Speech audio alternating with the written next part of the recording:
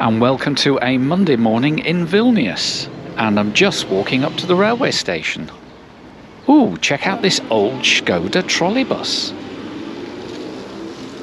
The original station from 1861 was destroyed in 1945, so this one was built in 1950. Now Wikipedia says it's socialist realist, but I rather think it's more neoclassical. Either way, the hall is lovely, and no doubt the rest will be equally nice once these current renovations are complete. Stepping outside, let's enjoy this orangutan. He's actually meant to signify our lack of control of electronic waste. Oh, and this is the first time I've ever seen that swing unused. What a great idea to have it on the platform. At this western end of the station is a bar featuring one of the oddest things, a 15-foot high Tony Soprano. He apparently arrived here in 2009 when Vilnius was the European capital of culture. Climbing onto the footbridge here provides a great view of the station, and it also leads to distant old platforms that now form a kind of outdoor railway museum. But this is not a museum of railway stock that has been returned to pristine condition. Rather, this is just some sidings where it actually looks like the trains were parked up, the key taken out, and then essentially that's pretty much it. Mind you, I think it's all the more charming for it. Anyway, this was just a glimpse. I may do a longer video of the museum another time. Back at the station there's a reminder of the Soviet period of forced deportations. Sadly, plaques like this are on many stations in Lithuania. Anyway, I've still got an hour before my train leaves, so let's use that time to have a look at this lengthy and somewhat indirect route between these two capital cities. First up, LTG Link will take us non-stop to Kaunus, the second city of Lithuania, and then we'll go south to the border station of Makava, where we'll then have a 33-minute connection in order to board the PKP InterCity service bound for Krakow. On entering Poland, a train will have to reverse at Suwałki, adding another half an hour as the loco has to run around. Then we'll head out across country to the major junction station of Białystok, where there will be yet another layover. This time it's going to be fully 39 minutes before we pick up the fast line into Warsaw. The train will then pass into Warsaw, calling at the eastern, central and western stations. Now, as my Ibis hotel is close to the western station, I will be getting off there. So this might purport to be a high-profile capital-to-capital link, but it will still take around 8.5 hours, thanks in part to all those layovers, giving an average speed that is disappointingly only a shade over 40 miles per hour. And for the first leg, here's our Class 730 ML Pisa 3-car diesel multiple unit. Now, if you've already seen me arrive into Vilnius, you will know I've already reviewed this unit, and I actually have exactly the same seat reserved today, seat 10 in first class. Hopefully they will turn on the carriage lights soon. It's time to wave goodbye to the Ape and to Tony's Soprano as we leave for Kaunus spot on time. And as we leave, once again we pass the graveyard of Soviet diesels. The 730 seems to accelerate very well, and we're soon speeding out through the damp Lithuanian countryside. Open Railway Map does include details of the proposed route of Rail Baltica. So let's see if we can spot any work on it as we make our way out of the Baltic states and into Poland. One feature of LTG First Class is that I'm due a bottle of water, a coffee and a brownie, and these are soon provided.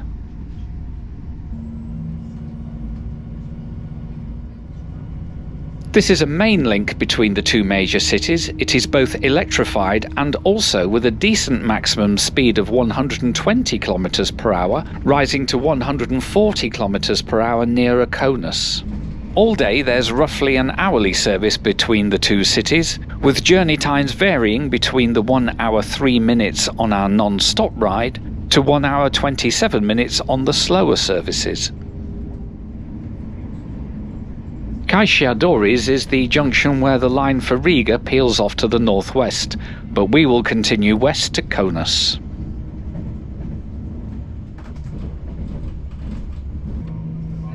Now, first-class single journey prices can be as low as €9.99 and second-class down at €5.20, so there's definitely good deals to be found.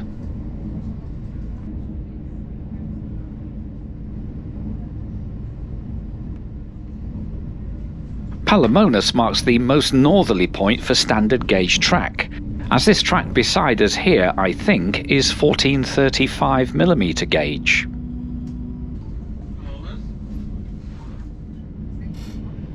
In the tunnel, the rail combines and then we enter the station and the standard gauge moves over to the other side of the train. The bay platform has one of the EJ575 EMUs that generally provide the Vilnius Kaunus service. Of course, the wires stop here, so does the EMU.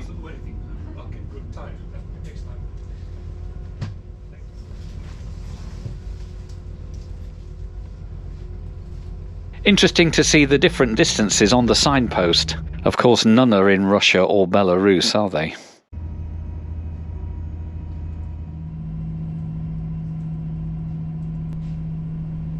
Now at the other end of the station is a Class 620 single coach rail car. You know, it might be fun to come back here to try these quirky little trains.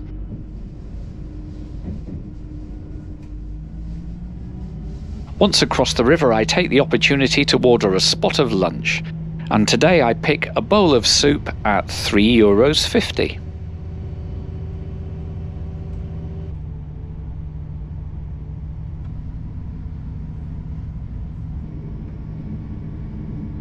Time for a quick seat tour, although regulars will have already seen this on a previous video. There's a decent tray table with an extending laptop arm, and legroom is good, and you get a footrest and a little document net. The leather effect seats are lovely. I've already done 4 hours in one from Riga to Vilnius, and I very much approve. They have excellent lumbar support and wide armrests. Also under the seat are 2 European power sockets. There's blinds, coat hooks, reading lights and plenty of luggage space. All in all, a very decent place to spend 2 hours and 17 minutes to Makava. I do like the consistent style of the main stations in Lithuania. Kazlų is another little gem. The real gem, though, is the original wooden railway station from 1861, which is said to be now the oldest building in the town. There's aircon units attached to the outside, so I think it's still in use. It's here that the old main line to Kaliningrad continues west as we swing southbound for Makava. Whilst there's 2 tracks along here, with them being of different gauges, we can definitely think of them as 2 parallel single track routes. Of course, this may one day be a thing of the past if Rail Baltica ever gets finished. A quick look at the open rail map shows the new line avoiding this twisty route altogether.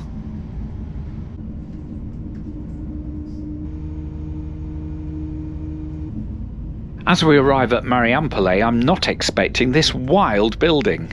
The line to Mariampolė was only completed in 1923, and the station dates from 1924.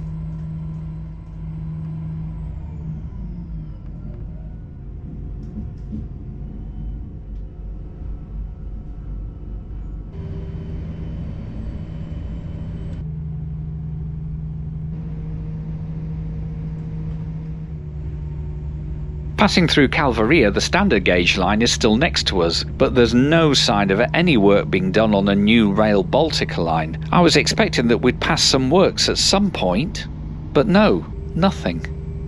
Maybe they've just decided to upgrade this line to 120 km/h working and leave it at that.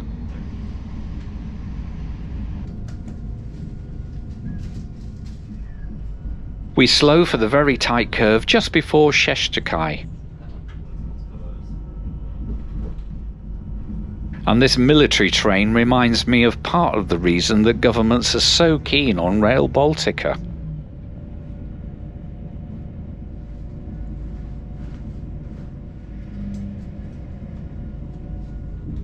At a siding, a lone guy stands sentinel beside a couple of M62s.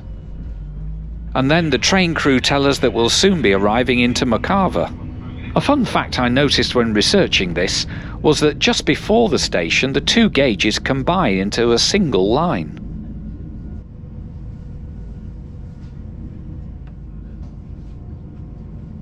Anyway, we are into the station spot on time, and it's a seamless cross-platform connection for the awaiting PKP InterCity train. I think about getting on and then realise there's ages before we depart, so I go up the front and have a look at our loco.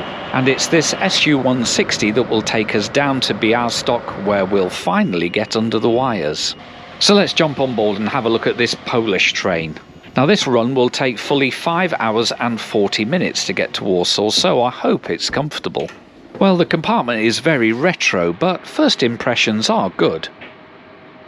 So that's the first leg done. Got here as far as Mokawa, and now we're changing trains here onto the PKP InterCity onto Warsaw. So yeah, been a very easy journey so far. Thank you very much to Lithuanian Trains for giving me a couple of good rides actually. I enjoyed both of them, those units, very comfortable in first class. So now let's see what first class is like here with PKP InterCity. Now I should be sat in seat 66 there, but 65 I think is forward facing, so let's go with that for now, and if it all fills up I better go and sit in my proper seat. Going to be sat here for the next 4 or 5 hours, so let's hope it goes okay. And I'll see you in Warsaw. Oh, just a sort of mid-roll advert for membership on the channel. If you remember, you will have already seen this journey as a short taster video, and you will also have got early release of the full video, and I think I will probably have also done a more lengthy video for members of the sidings where the railway museum was. So yeah, if that's interesting to you, then do click the join button and, you know, consider being a member. Anyway, on we go to Warsaw. And off goes our LTG unit on its way back to Vilnius. I think the Connecting Europe Express livery is a bit optimistic, showing amongst others Lisbon and Madrid. And now under my seat is trackway that is 1435mm apart. So it's time to say goodbye to the 1520 broader gauge. The 1520 line passes underneath us, and a cargo unit diesel loco marks the final end of the line.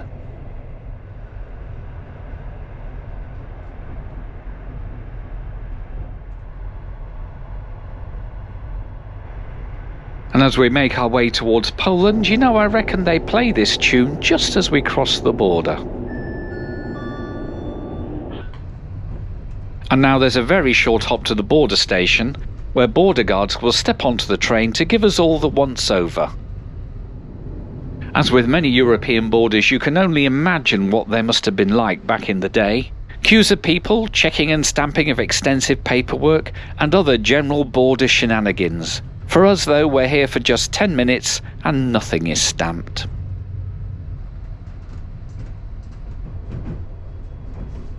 And now we have to creep along to Suwałki at just 60 km per hour. Where are you now, Rail Baltica?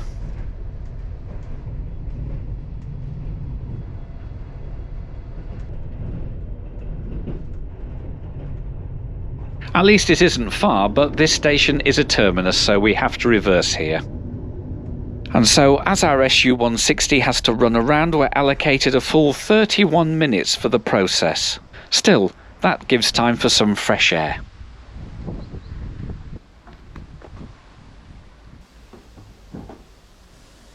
As we leave, tucked away in the distance is this old EWS liveried Class 66, which is now eking out a living here at the Polish border.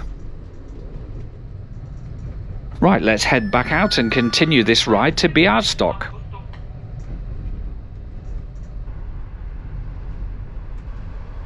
And there's soon some evidence that local stations in Poland are getting spruced up too.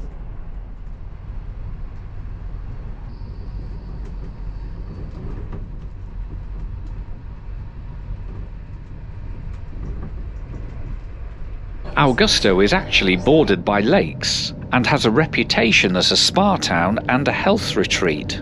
Now I'm feeling quite fine, so I think I'll stay on the train for now. There's also new platforms here too, but the old station does appear all boarded up. Oh look, there's our competitor Flixbus. It's maybe making a similar journey to mine. Oh, and here's one of those lakes. Anyway, back to Flixbus. Vilnius to Warsaw on the bus is a direct service taking around 8 hours, and it can cost as little as €16.99. And now we know my train ride takes 8.5 hours, but what about the price?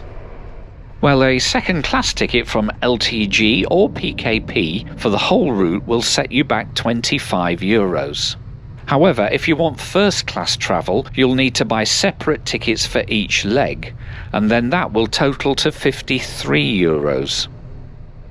So, as the railway currently means that people are paying more money for a longer journey, I think we definitely need Rail Baltica to complete. Incidentally, with my Interrail pass, I paid a €3 reservation fee for the Lithuanian section and a €3.50 fee for the Polish trip. However, this loco-haul train is smooth and quiet, although as you'd expect with these prices, I've got the first class compartment all to myself.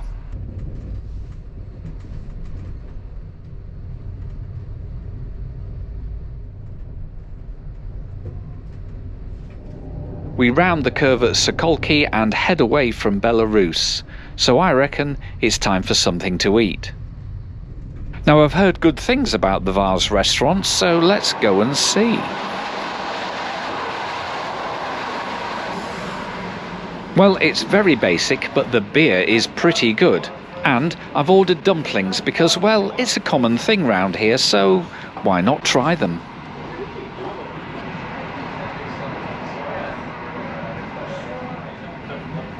Oh dear, well, the dumplings were very bland and not actually that nice. However, I did need to eat them as I wasn't sure when I'd next get the chance. And anyway, at least it whiled away a bit of time until we finally arrived into Białystok.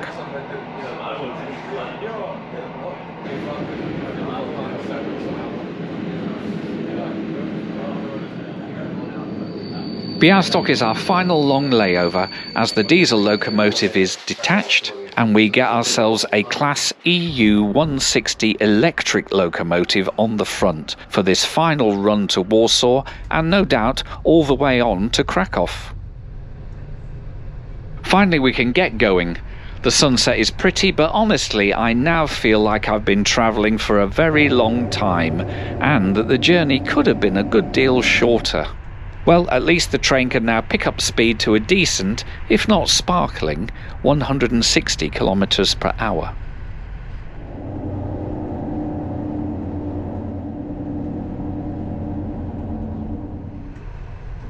Mind you, there's still quite a lot of stops that we have to make on this June evening.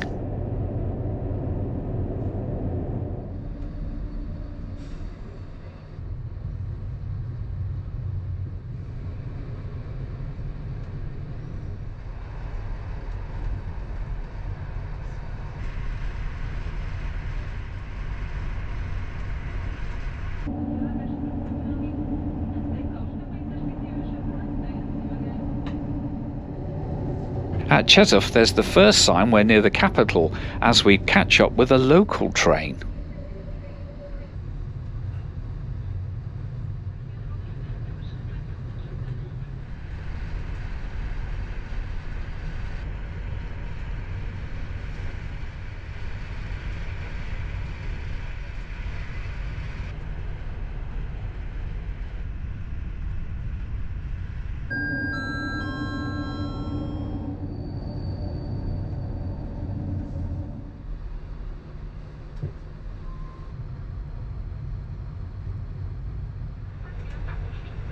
After more stops, there's more green and white from our local Warsaw trains.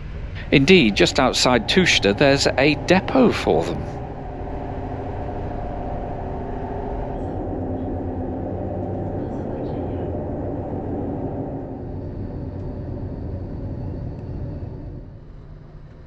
As we get ever closer to Warsaw, I think it's time I'm going to pull out my soapbox and stand on it for a while to discuss Rail Baltica. Well, the evidence I've seen travelling all the way from Tallinn to Warsaw over a couple of days is that nothing much is happening. And that which is happening appears to be disjointed. Building a station at Riga, and I hear they're going to be building one in Tallinn too, seems ludicrous. Everybody, and I mean everybody, should be focused on getting a fast, smooth connection from Europe as far as maybe Kaunus. And after that, then you go on to Riga. But building anything now north of Kaunus is just sinking money into something that will not provide a return for years. I prophesy that when and if a new station is needed at Riga, the structure that they've already built will probably need to be demolished after it's stood there in all weathers for the best part of 20 years. So good luck, Rail Baltica, but I don't think you'll be complete in my lifetime. Do let me know in the comments what you think. Okay, we finally got to our first Warsaw stop proper at Warsaw East. From here we'll be diving underground to stop at arguably Warsaw's main station at Central. Dobry wieczór, witamy w pociągu InterCity kierunku główny. Passengers who are leaving the train will wish you a pleasant stay and see you again.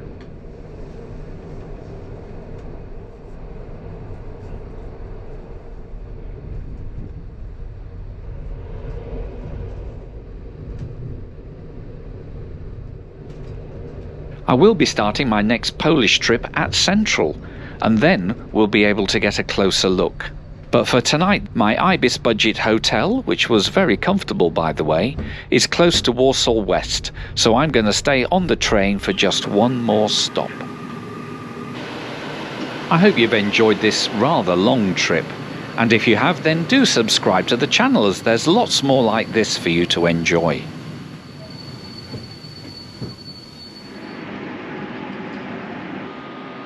In a future video, I'll be leaving Central Station to ride the PKP Pendolino, and when that video's available, you'll find it right here. But in the meantime, from Warsaw West, it's goodbye and thank you so much for watching.